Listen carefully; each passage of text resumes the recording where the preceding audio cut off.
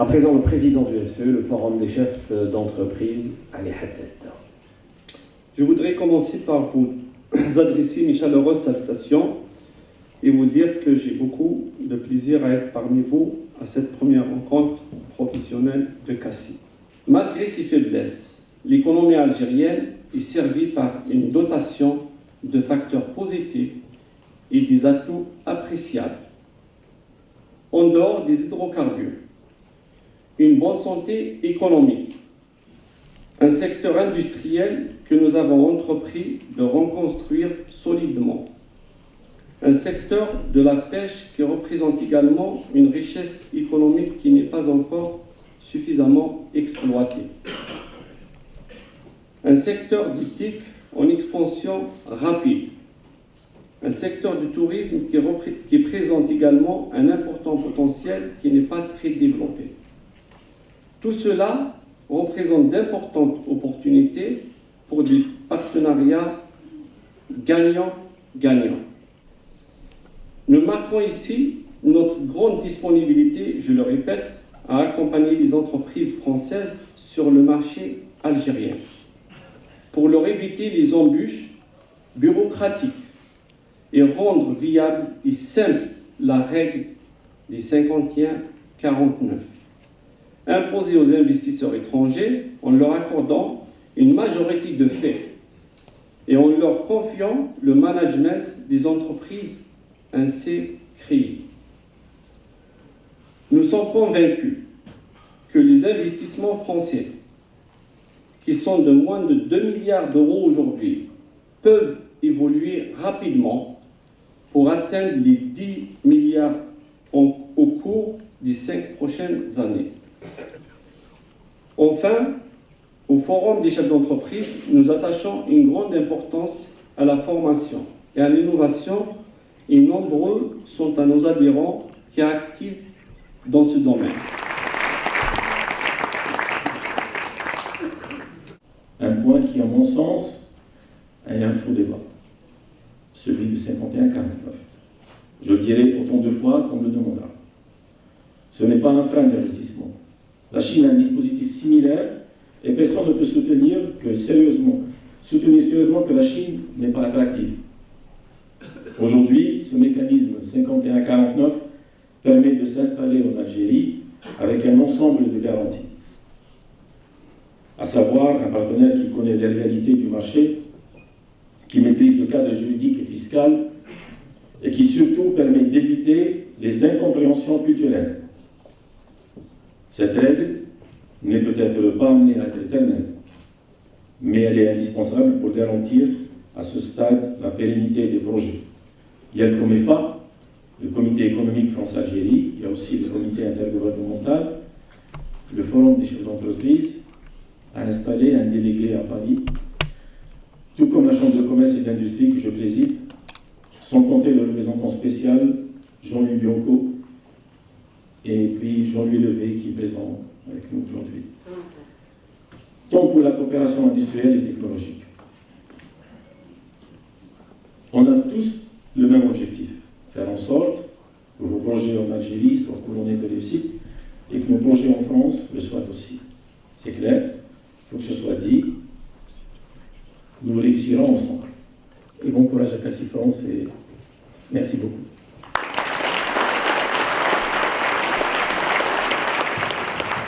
Merci, Ahmed El Benamor. Jean-Louis Levé, quand on est dans des conférences ensemble, je dis toujours que tu es plus algérien que moi. Moi, je suis né au Maroc, toi, tu es né à Sétif. Donc, automatiquement, il se met à défendre l'Algérie, moi, je défends la France. Et monsieur Haddad, monsieur Ali, mon ami, j'ai découvert des gens merveilleux, des jeunes, beaux comme toi. Parce que c'est la sélection pour rentrer à la CACI. Partout en France, performants, des magnifiques. Benno, il est là, à un moment, c'est un playboy, ancien footballeur, qui est le patron d'une grande entreprise qui fait 43 milliards d'euros de chiffre d'affaires. Pour les gens qui connaissent Migra Micro. Nourri, 1500 salariés à Lens. Ce que vous avez en Algérie, vous avez un plan d'investissement de plus de 200 milliards de dollars à l'horizon de 2019. En France, moi je suis un immigré. Et les gens que je viens de citer sont la diaspora. La diaspora est complexe. On a de tout dans la diaspora. Arnaud Montebourg est de la diaspora. Jean-Louis Levet, c'est notre diaspora. Prosper Manuel, c'est notre diaspora. On revendique notre diaspora. C'est tout. Aujourd'hui, monsieur l'ambassadeur, nous avons fait un travail merveilleux. On finalise par Paris. C'est un grand jour. Et je vous remercie tous d'être là aujourd'hui. Bravo pour le monde de la CACI qui a organisé cette journée.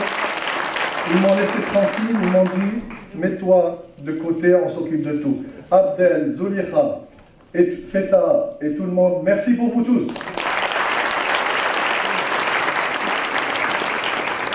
Messieurs, on va proposer quand même à Arnaud Montebourg une réaction après tout ce qui vient d'être dit.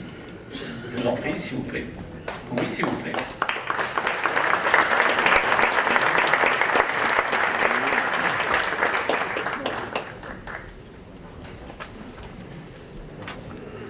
Le terrain, les entreprises françaises qui investissent en Algérie se débrouillent très bien et trouvent les accords avec les partenaires. D'ailleurs, beaucoup d'entrepreneurs français nous disent « Comment je fais pour investir en Algérie ?» Ils cherchent un partenaire. Alors après, est-ce que c'est... Bien sûr, Jean-Claude, mon ami, dit « Moi, je préfère 51-49 ». Ça va venir. Trouver l'accord, le compromis. Un peu de protection. Je suis l'auteur d'un décret sur les investissements stratégiques dans de nombreux secteurs. C'est l'équivalent du 51-49 algérien. Donc nous avons des réflexes de protection de nos intérêts économiques et c'est normal. Voilà. Alors donc quand on joue avec les règles, on arrive à des résultats tout à fait importants. Et moi j'ai toujours plaidé auprès des autorités algériennes quand j'étais en responsabilité qu'on puisse autoriser les entrepreneurs algériens à venir en France, comme inciter les mêmes qui ont investi en France à revenir en Algérie et à se partager finalement le travail. C'est ce que j'appelle la colocalisation. Donc on a besoin de mettre ce liant, ce fluide. Et la CACI est là pour ça. Moi je veux remercier leur président, tout ce travail-là, les entrepreneurs. Il y a une passion commune. Et c'est le moment. Il faut investir de manière très importante parce que ça ne passera également le développement de l'Algérie de relations qu'à travers ça. Il y a deux freins très importants qui sont les héritages d'une économie administrée auxquels moi, je suis plutôt un socio-libéral, je ne peux pas évidemment accepter, qui sont la participation des entreprises à 49% étrangères sur le territoire algérien. Et il faudra aussi que l'Algérie, parce qu'un entrepreneur c'est quelqu'un de libre, qui a envie de réaliser ses projets, qui n'a pas envie tous les matins d'être contrôlé par quelqu'un d'autre. Nous on préfère 51 que 49. Je vous le dis très simplement, on préfère 51 que 49. C'est quoi l'intérêt d'un 49-51 pour l'Algérie et l'inconvénient pour un investisseur étranger? L'investisseur étranger, s'il vient investir pour produire de la valeur ajoutée, ce n'est pas un problème. Parce que le plan comptable permet la consolidation, le pacte d'actionnaires permet la prise de contrôle de l'entreprise. Donc, la problématique algérienne, elle est très claire. On ne veut pas se retrouver dans des tribunaux de commerce internationaux pour un business qui se fait en Algérie. C'est une protection, elle n'est pas basée sur la réduction de la valeur ajoutée ou moins de patrimoine dans l'investisseur, mais elle est basée sur seulement, comme on est en transition dans une économie de marché, pour ne plus se référer aux tribunaux internationaux de commerce qui consomment du temps et qui bloquent les entreprises. Monsieur Arnaud Montebourg, vous le savez très bien parce que vous êtes sur le terrain. Merci. D'accord. Le 51-49 qui semble vous déranger et déranger l'ensemble des entrepreneurs français. Et puis il y a aussi ce système bancaire dont on ne parle pas assez et vous venez d'évoquer. Alors, vous savez, un entrepreneur, pour entreprendre, il a besoin de confiance. Mais un entrepreneur, en plus, c'est un animal un peu sauvage. Il veut être libre. Hein, et il a besoin de déclics de confiance. Alors, pour l'Algérie, en ce qui me concerne, je trouve que l'investissement français est ridiculement faible. 450 entreprises françaises investies en Algérie, alors qu'on peut estimer qu'il y en a 45 000 qui pourraient l'être. Donc c'est moins d'1%. Et ça, c'est nul, c'est rien. Ça veut dire qu'il n'y a pas de relation. Alors maintenant, vous ayez les grands comme Sanofi et autres qui y allent. Bien sûr, mais ce que l'Algérie elle a besoin, c'est énormément de PME françaises et d'ETI qui vont aller consteller tout le pays. On n'a pas besoin d'avoir un grand centre industriel à un endroit où il y a les gens qui viennent bosser, puis des déserts à côté. Il faut vraiment que l'Algérie soit complètement implantée avec des entreprises françaises, allemandes ou autres, hein, mais nous, les Français. Où va notre affection? Elle va à l'Algérie. C'est pas le problème. C'est pas le problème. Ce qui compte, il n'y a que le résultat qui compte. C'est-à-dire qu'à partir du moment où on fait des profits, on fait des bénéfices, eh bien automatiquement ils seront répartis en fonction des investissements. Moi actuellement je continue à investir en permanence pour justement que le projet puisse voir le jour. Mais je ne vais pas retirer l'argent. Moi je vais le laisser, je vais le consolider au niveau de mon capital. Et puis voilà, après je veux dire, c'est vraiment le résultat qui compte. Et puis si on y va vraiment pour de l'argent, je crois qu'il faut déjà bien réfléchir et puis faire au moins aboutir le projet. C'est ça l'important. Il y a une chose que j'ai envie de partager avec nos amis, c'est que vous avez embrassé l'islam. Tout à fait, il y a 17 ans. Et c'était au Maroc. C'était au Maroc, j'ai découvert justement cette nouvelle culture. Enfin, j'en avais déjà, j'avais quand même un petit peu étudié, hein, et puis j'ai trouvé que ça me correspondait tout à fait.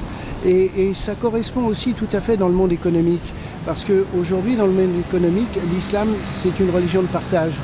Et c'est ce qu'il faut faire. Il faut partager. Si on ne partage pas, on n'aura rien du tout. Monsieur Bourras, vous avez apporté de bonnes nouvelles aux Algériens, à la diaspora, puisque vous leur avez annoncé qu'à la suite d'un rendez-vous que vous a accordé le général-major Hamel, directeur général de la Sûreté nationale, que dorénavant, s'ils avaient des difficultés à entrer, il suffit qu'ils aient une carte d'identité algérienne, et même si c'est un passeport périmé, ils peuvent rentrer chez eux et repartir. C'est-à-dire aujourd'hui, avec le problème de biométrique qui se passe actuellement en nos consulats au niveau de l'étranger, c'est-à-dire un résident à l'étranger, un Algérien d'origine algérienne avec le passeport français et la pièce d'identité algérienne, il peut rentrer en Algérie sans problème. Et en même temps, on a réglé aussi le problème de garantie obsèques aujourd'hui, qu'on a passé une loi au niveau de l'Assemblée nationale, que à partir avant la fin de l'année, que les personnes qui ne sont pas les moyens, ou en même temps les gens qui sont sans papier, qui sont au niveau c'est-à-dire qui sont en France, ils sont même nos patriotes, nos frères qui viennent en visite ou en vacances en France, en cas il y a un problème de décès, c'est l'État qui prend en charge. Voilà.